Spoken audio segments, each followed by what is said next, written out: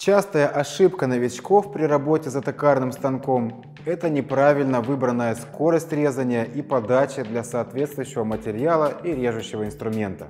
Часто новички хотят сразу много снять материала с заготовки за один раз и получить чистовую поверхность.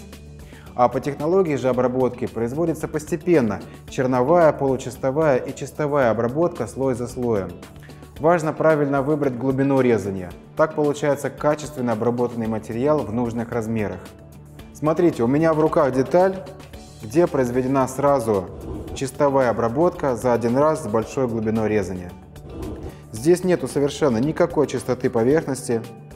Она в дроблениях, сколах, вмятинах.